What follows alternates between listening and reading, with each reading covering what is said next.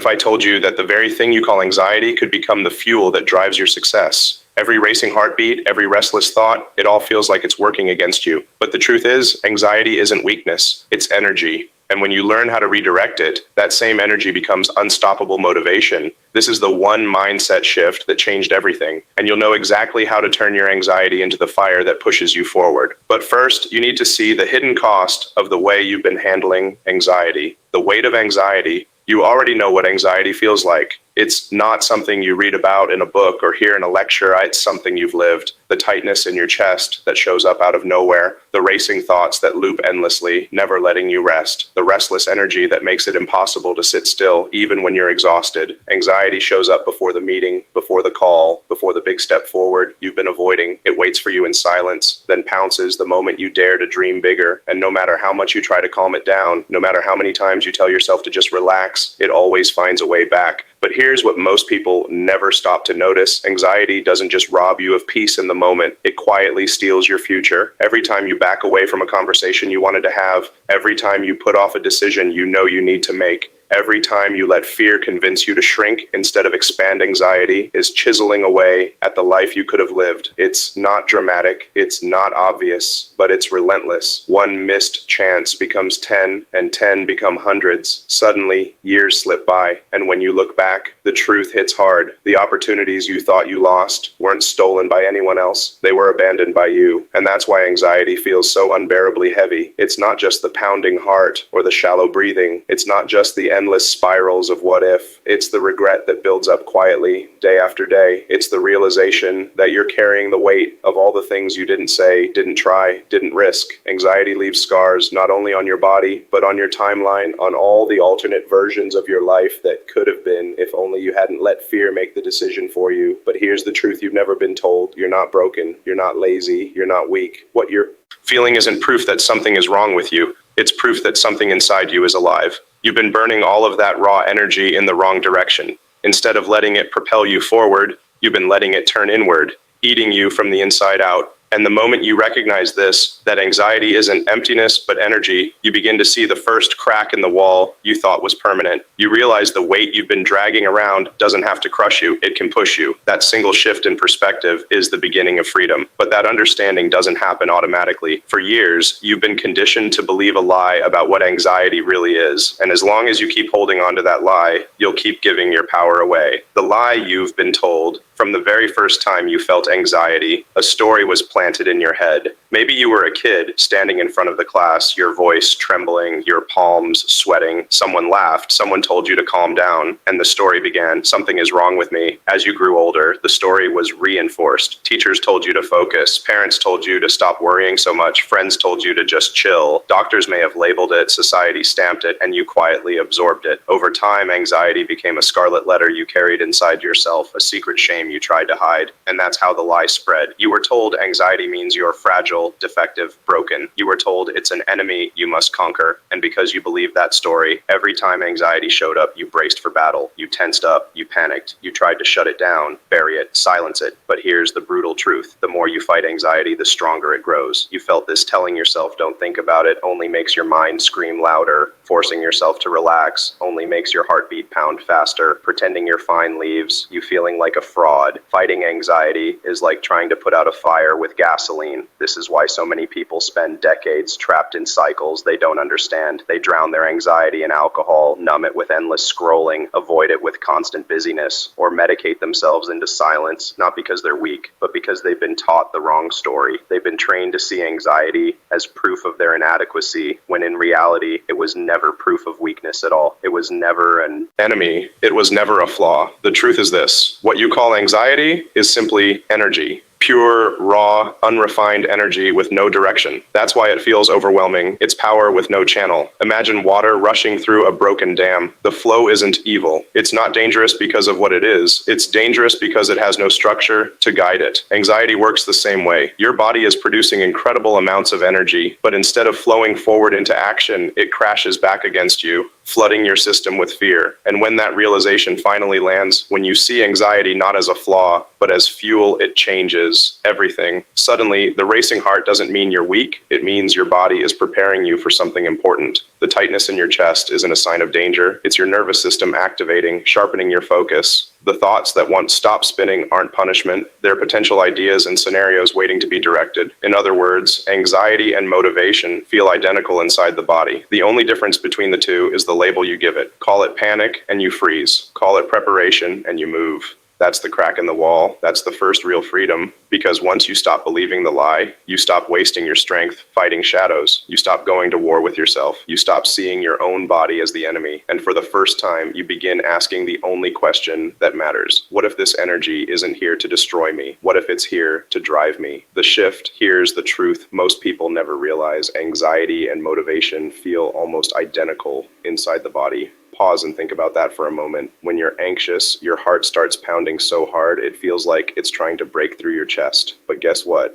When you're excited, the exact same thing happens. When you're anxious, your breath shortens, quick and shallow. When you're thrilled, ready to step into something new, your breath does the same. When you're anxious, your mind races with 1,000 thoughts all at once. And when you're motivated, fired up, and locked in on a mission, your mind races too. But this time, it's racing towards solutions instead of problems, possibilities instead of fears. The raw sensations of anxiety and motivation are not different. They are the same storm. The only thing that makes them feel worlds apart is the label you slap on them. One word turns the storm into chaos. Another word turns it into power. And this is the shift, the most important shift you will ever make in your relationship with yourself. For years, you've been telling yourself the same story. This pounding heart means something is wrong. This racing mind means I'm weak. This tight chest means I can't handle it. That's the lie that's kept you stuck. But what if you chose a different story? What if the next time your chest tightened and your palms began to sweat, instead of whispering, "Oh no, here it comes," you said, "This is energy. This is my system preparing me to act"? What if instead of seeing your body as betraying you, you saw it as fueling you? At first, it feels almost impossible. Your brain rebels. Your old voice screams louder. No, this is bad. This is panic. This is danger. That's the old conditioning trying to keep control. But here's what you don't realize. You've been rehearsing that old story for years. And like any story repeated long enough, it became automatic. Now it's time to write a new one. And at first, just like learning a new skill, it feels clumsy, awkward, unnatural. But every time you tell yourself this is energy, this is readiness, you're rewiring your brain. You're building a new pathway, and then slowly something starts to shift. The pounding in your chest stops feeling like a threat and starts feeling like readiness, like the drumbeat before you march into action. The racing thoughts stop feeling like a storm and start feeling like options, like your mind scanning for possibilities you couldn't see before. The pressure in your body stops crushing you and starts pushing you, like a hand on your back saying, "Go." That's when you finally see the truth. The one mindset shift that turned my anxiety into motivation is this. Anxiety is not a signal to stop. It's a signal to start. It's not your body warning you to retreat. It's your body preparing you to move. That restless, overwhelming energy you've been cursing for years is the same energy champions use before stepping onto the field. The same energy speakers feel before walking onto the stage. The same energy innovators feel before making a choice that changes everything. It was never there to break you. It was there to launch you.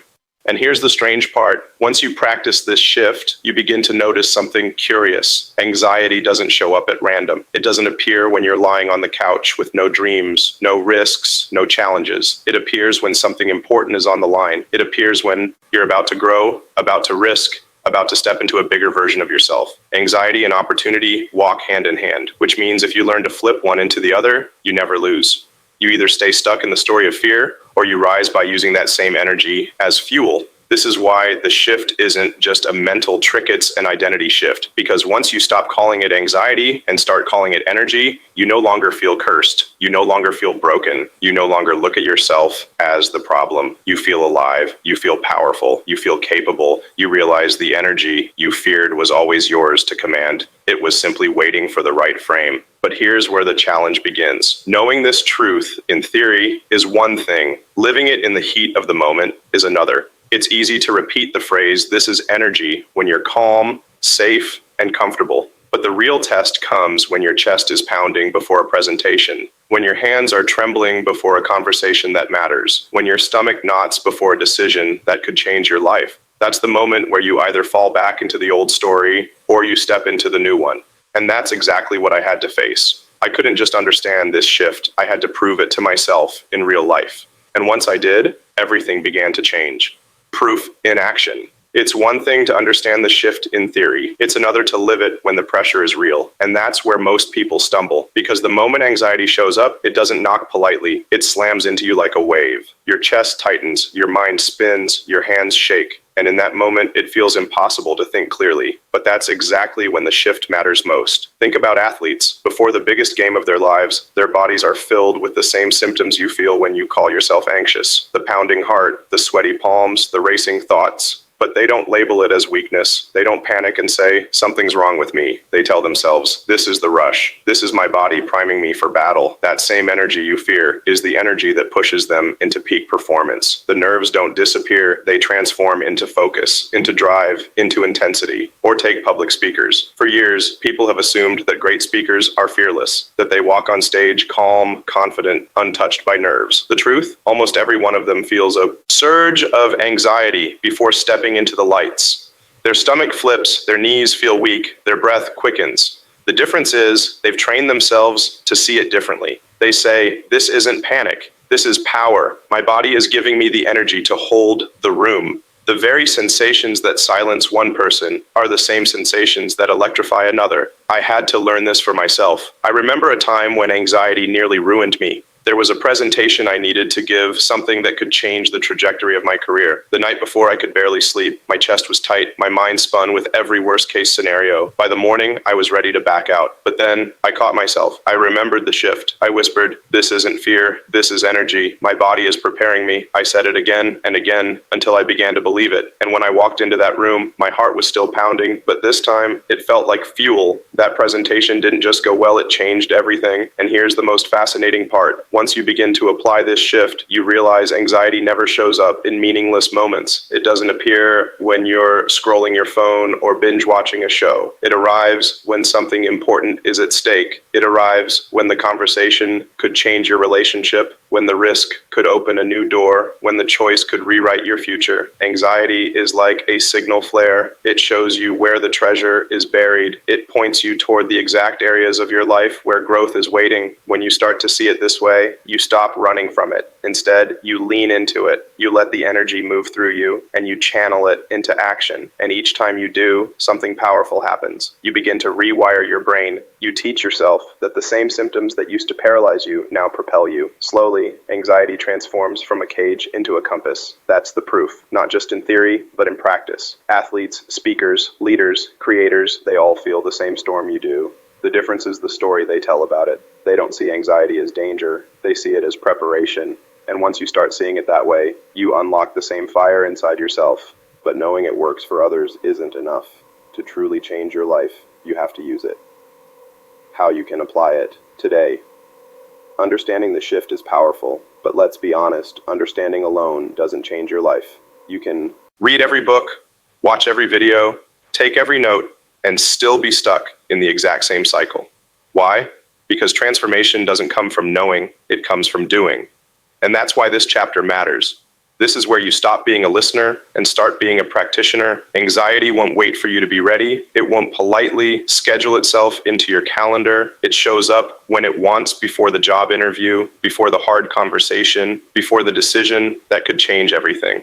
And in those moments, the old story comes roaring back. That's when you need something simple, something clear, something you can lean on when your brain is screaming at you to run. So here's the process. 4 steps. Direct, practical, repeatable. If you apply these steps, you will begin to rewire your relationship with anxiety, not in theory and reality. Step 1. Notice the signal. Most people don't even notice the moment anxiety takes control. They only wake up once they're drowning in it. But if you want to master it, you have to catch it early. Notice the tightness in your chest. Notice your pulse speeding up. Notice your thoughts scattering like sparks.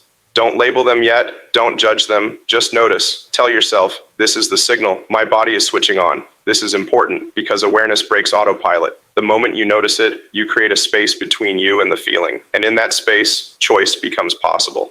Step 2. Relabel it as energy. Here is where the shift begins. You already know anxiety and motivation feel identical in the body. The difference is in the meaning, and meaning is everything. When you tell yourself, this is anxiety, this means I'm not safe, this means I can't handle it, you collapse. But when you tell yourself, this is energy, this is my body preparing me to act, suddenly the exact same sensations feel different. Your heart pounding isn't a threat, it's fuel. Your restless thoughts aren't chaos, they're options. Your body isn't betraying you, it's equipping you. It may feel forced at first, it may feel awkward, even fake, but keep going, because every time you relabel it, you're training your brain to respond differently, and the brain learns through repetition. Step 3, redirect it into action. This is where the transformation happens. Energy without direction will crush you. It's like holding a lightning bolt in your hands with nowhere to send it. That's why anxiety feels unbearable. When you just sit with it, it has nowhere to go. So the moment you feel it, you must move. If it's before a presentation, take that rush and pour it into your voice. Speak with more energy, not less. If it's before a hard conversation, let that intensity remind you of why it matters. Use it to speak with courage instead of retreat. If it's before a project, channel that restless energy into the first small step. Even if it's tiny one sentence written, one call made, one note recorded, that action gives the energy a home. This is the bridge between fear and flow. Action. When energy moves through you instead of against you, it becomes fuel. Step 4. Repeat until it becomes automatic. This is where most people give up. They try it once, maybe twice, and when it still feels awkward, they quit. But here's the truth. Your old story has been rehearsed for years, maybe decades. Of course, it feels natural. You've trained it, you've repeated it, you've reinforced it. So if you want a new story, you must rehearse it too. Every time anxiety shows up, you practice the shift. You notice the signal, you relabel it, you redirect it, and you do it again and again until the new response becomes just as natural as the old one. Until your body learns this energy doesn't mean stop, it means start. And when that happens, everything changes. Because now, instead of waiting for fear to disappear, which it never does, you're using it. You're not postponing action until you feel calm. You're acting because you feel alive. Here's the challenge. Don't wait for the perfect moment. Don't tell yourself, I'll start practicing when I feel stronger, when I'm less anxious, when life slows down. That's the old story speaking. If you wait until you feel ready, you'll wait forever. The time to practice is now, in the messy, unpredictable moments of daily life. Try it for just 7 days. Every time anxiety spikes, instead of running, do the 4 steps. Notice, relabel, redirect, repeat. Write it down if you have to. Put it on your wall. Make it your mantra. Because within a week, you'll feel something shift. You'll notice you catch the signs sooner. You'll notice the weight lifting faster. You'll notice that what used to shut you down now pushes you forward. And the more you practice, the more it becomes who you are. It stops being a trick you use in certain moments and becomes a part of your identity. Because when you can turn anxiety into motivation at will, you stop seeing yourself as someone trapped by fear and you start seeing yourself as someone powered by it. And that's the real breakthrough. Because this isn't just about handling your anxiety better. It's about becoming someone entirely different, which is what we'll uncover in the final chapter. A new identity. Here's the truth most people never understand. Anxiety will never disappear completely. It's not a bug in your system. It's part of being human. You can't delete it. You can't medicate it out of existence. You can't bargain with it. But you don't need to, because when you change the way you respond to it, anxiety transforms from a curse into a compass. And once you see it that way, you stop being a prisoner of your own mind. Think about how most people live. They spend their days avoiding, numbing, running. They build their entire lives around minimizing discomfort. They choose the safe job, the quiet path, the predictable routine. And on the surface, it looks calm. But underneath, the anxiety is still there, only now it shows up as regret, restlessness, frustration. Because deep down, they know they traded growth for comfort. They chose safety over potential. They gave their life away, piece by piece, without even realizing it. But you're different now. Because you've made the shift, you've stopped seeing anxiety as an enemy to avoid and started seeing it as energy to embrace. And once you've done that, you can never go back. Because every time anxiety shows up, you see it for what it really is. Fuel, a signal that something important is at stake, a sign that you're stepping into a bigger version of yourself. And that's what creates a new identity. You're no longer the anxious person. You're no longer the overthinker, the worrier, the one who freezes under pressure. That story is gone. Instead, you become the person who moves because of the energy, not in spite of it. You become the one who acts while everyone else hesitates. You become the one who sees opportunity where others see fear. It's not about forcing yourself to be fearless. It's not about pretending the anxiety isn't there. It's about flipping the meaning so that every surge of energy becomes a call to action. And the more you practice it, the more natural it feels. Until one day, you notice something profound. You're not reacting anymore. You're leading. You're not surviving anymore. You're building. Here's what that looks like in real life. The conversation you use to avoid, you lean into it and it opens a door. The project you use to postpone, you start it and momentum carries you forward. The risk you use to fear, you take it and it becomes the turning point. And slowly, your entire life begins to shift. Not because the anxiety vanished, but because you stopped misinterpreting it. That's the identity you're stepping into. Someone who doesn't wait for fear to disappear, but acts because it's there. Someone who understands that anxiety is just energy in disguise. Someone who knows how to use it, shape it, and channel it into progress. And here's the final truth. Your anxiety was never the enemy. It was never trying to destroy you. It was trying to prepare you. It was energy all along, raw, powerful, untamed energy. The difference between a prison and a launching pad was never in your body, it was in your mind. So the next time you feel your chest tighten, the next time your heart races, the next time your thoughts spiral, don't shrink back. Smile. Tell yourself, this isn't fear, this is fuel, this isn't panic, this is preparation. And then move, step into the moment. Take the action, speak the truth, write the line, lift the weight. Walk into the room, because now you know the secret. Anxiety doesn't have to chain you. It can drive you. It doesn't have to break you. It can build you. The mindset shift is simple. Stop calling it weakness. Start calling it energy. That's the one change that can transform your entire life. And once you live it, you'll never see yourself the same way again.